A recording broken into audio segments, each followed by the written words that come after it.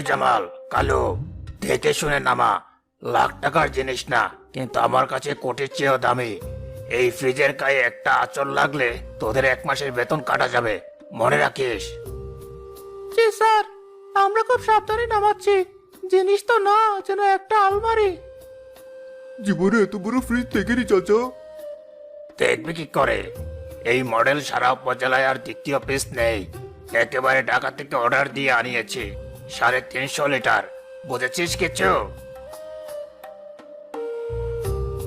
কি ব্যাপার হাসেম ভাই, সকাল সকাল এত হুলস্থুল? বাড়িতে নতুন কিছু আসলো? আরে মতিন ভাই, আসেন আসেন। দেখেন, আল্লাহর রহমতে একটা নতুন ডিপ ফ্রিজ কিনলাম। কোরবানির ঈদ তো চলেই এলো। প্রতিবার গোস্ত রাখতে গিয়ে যে কি হয়রানি, এইবার আর সেই চিন্তা রাখিনি। আপনাদের ভাইয়ের শখ তো কম না মতিন ভাই। বললো এবার এমন গরু আনবো যে তার গোস্ত রাখতে আলাদা একটা ঘর লাগবে। ঘর তো আর বানানো গেল না, তাই একটা ফ্রিজই কিনে ফেললেন। মাশাল্লাহ ভাবি, আল্লাহ আপনাদের আরো দিক। তা গরুকে দেখা হয়েছে? গরু? আরে গরুর কথা আর বলবেন না। এবার হাটে যাব না, একেবারে খামার থেকে আনাবো।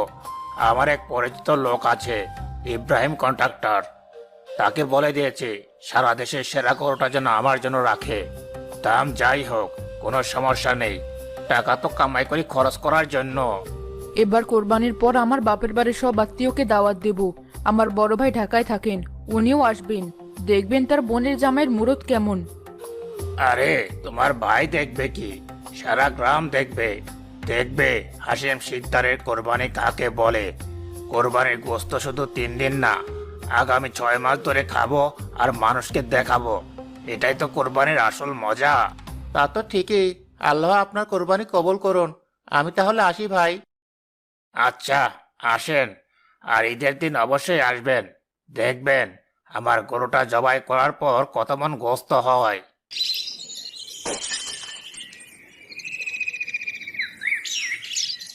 এই হলো 10, 20, 50, 100। বাবা, এবার কি আমরা একটা বড় গরু কিনবো, হাসেম চাচাদের মতো?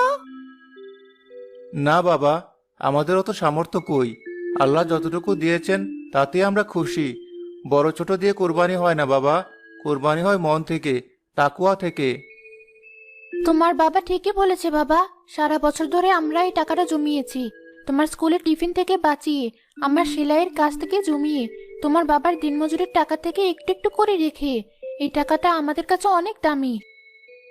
কত হয়েছে মা? 19,750 টাকা। 20,000 হতে আর মাত্র 250 টাকা কম। আলহামদুলিল্লাহ, অনেক টাকা। আল্লাহ ব্যবস্থা করে দেবেন। গতবার তো একটা খাসি দিয়েছিলাম, এবার আল্লাহর রহমতে একটা গরু দেওয়ার নিয়ত করেছি। তিনি নিশ্চয়ই আমাদের খালি হাতে ফেরাবেন না।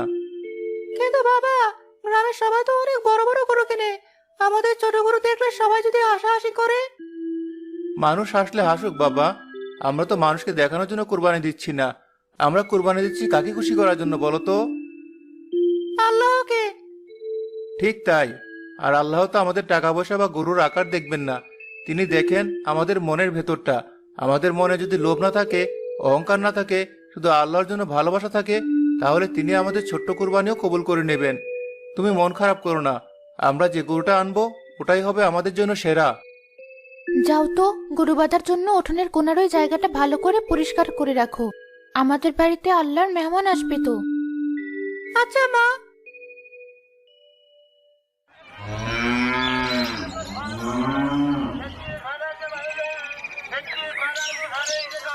বাহ, জিনিস একটা এনেছিস বটে।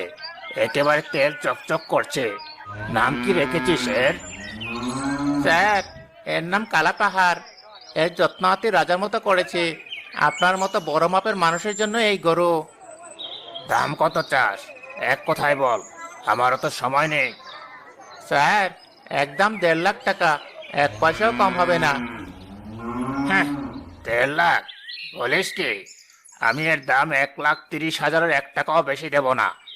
এই নে নগদ টাকা। দিবি তো বল, না হলে আমি অন্য গরু দেখবো। তোর এই গরু না কিনলে আমার কোরবানি আটকাবে না।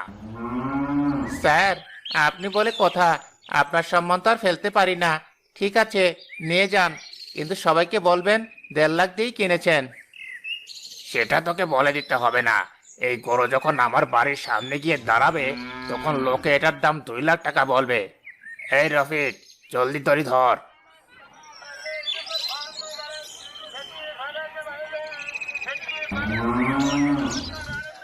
ভাই, আপনার এই গরুটার দাম কত?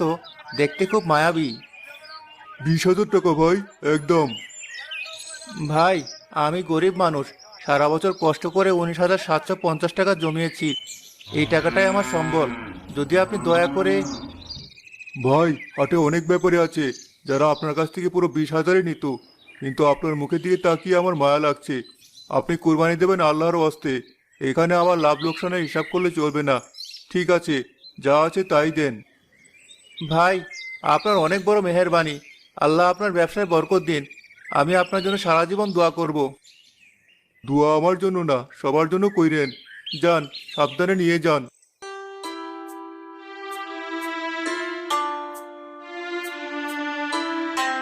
হ্যালো ফ্রেন্ডস, তোমরা দেখতেই পাচ্ছ আব্বু এবার কি জিনিস নিয়ে এসেছে।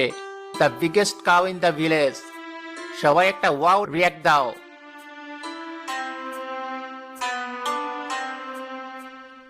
আরে ওই দেখ, তোফাজ্জল কাকা ছাগল কিনে নিয়ে আসছে। এটা গরু নাকি হরিণের বাচ্চা? এই যে কুরবানি দিলে তো এক পাটি মাংস হবে না। কিরে তোফাজ্জল, শেষমেশে এই জিনিস পেলি? এর চেয়ে তো আমার কালা পাহাড়ের একটা পায়ের দামও বেশি। তোর ওই ছাগলের মতো গরু দিয়ে কি কোরবানি হবে? মাংস তো 2 কেজিও বের হবে না। লজ্জা করে না এই গরু নিয়ে গ্রামের ভেতর দিয়ে হাঁটতে? লজ্জা কেন করবে হাসেম ভাই? আমি তো চুরি করিনি, ডাকাতিও করিনি। হালাল টাকায় নিজের সামর্থ্য অনুযায়ী আল্লাহর জন্য কিনেছি। আরে রাখ তোর হালাল টাকা। টাকা থাকলেই হয় না, কলিজা লাগে, কলিজা। আমার মতো। যা যা, আমার গরুর সামনে থেকে তোর এই অপয়া জিনিসটা সরা। আল্লাহ তো পশুর গোস্ত বা রক্ত দেখেন না, তিনি দেখেন বান্দার নিয়ত আর মনের ভক্তি। আমার সাধ্য অনুযায়ী আমি আল্লাহর রাস্তায় কুরবানি দিচ্ছি। আল্লাহ চাইলে আমার এই ছোট কুরবানি কবুল করবেন। আপনার বিশাল কুরবানিও আল্লাহ কবুল করুন, এই দোয়া করি।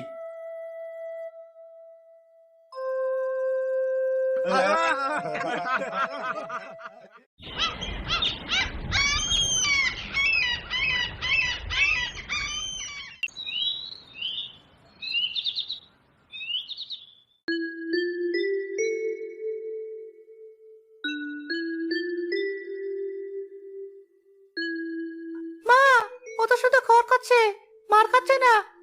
খাবে বাবা, খাবে। ও তো আমাদের বাড়ির মেহমান। কাল ওকে আল্লাহর রাস্তায় উৎসর্গ করা হবে। ওর কোনো অযত্ন যেন না হয়। ওর সাথে মায়া লাগিয়ে ফেলিস না রে পারভেজ। ও আমাদের কাছে আল্লাহর আমানত। আমি জানি বাবা, কিন্তু ও যখন আমার দিকে বড় বড় চোখ করে তাকায় আমার খুব মায়া লাগে। ওকে জানে কাল ওর কি হবে? আল্লাহ ছাড়া আর কেউ তা জানে না বাবা। আমাদের মনের ভেতর যে পশুটা আছে, লোভ, হিংসা, অহংকার, আসল কুরবানি হলো সেই পশুটাকে জবাই করা। তোমার বাবা ঠিকই বলেছে। এই যে হাসিম ভাই এত বড় গরু কিনেছেন, কিন্তু তার মনে যদি গরিবের জন্য মায়া না থাকে, শুধু দেখানোর ইচ্ছা থাকে, তাহলে ওই কোরবানির কোনো দাম নেই। আমরা আমাদের মাংস কি করব বাবা? আমরা ঠিক 3 ভাগ করব। 1 ভাগ আমাদের গ্রামের সবচেয়ে গরিব যারা, যেমন মতি পাগলার পরিবার, বিধবা সকিনা আপা, তাদের জন্য। আর 1 ভাগ আমাদের আত্মীয় স্বজন আর প্রতিবেশীদের জন্য। আর সবচেয়ে ছোট ভাগটা আমরা আমাদের জন্য রাখবো। মনে রাখবি বাবা, কুরবানির মানে হলো বিলিয়ে দেওয়ার আনন্দ।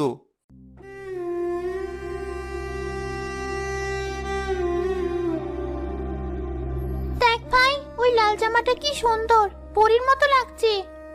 আমাদের তো কোনোদিনও এমন জামা হবে না আপা। কাল সবাই নতুন জামা পরবে, আমরাই চারাটাই পরবো। কে বলছে হবে না? চল, তোরা আজ নিজেদের পছন্দের জামা কিনবি। সত্যি বলছেন ভাইয়া? একদম সত্যি, চল আমার সাথে।